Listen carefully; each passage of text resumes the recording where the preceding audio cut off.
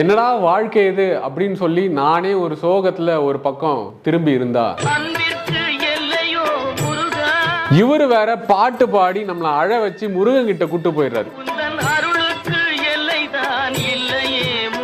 என்ன மாதிரியான ஒரு முருக பக்தர் டி.எம். சௌந்தரராஜன் அவர்கள் ஒரு பாட்டை கம்போஸ் பண்றதுக்கு முன்னாடி முருகனை நினைச்சாலே இந்த பாட்டை நினைக்கணும், ஒரு கோவிலுக்கு போற ஒரு ஃபீலை இந்த பாட்டு கொடுக்கணும் அப்படின்னு சொல்லி டி.எம். சௌந்தரராஜன் அவர்கள் கம்போஸ் பண்ண கோவை கூத்தன் அவர்கள் முருகனை நினைச்சு எழுதின ஒரு பாட்டு இன்னைக்கும் பல பேருடைய பர்சனல் ஃபேவரட்.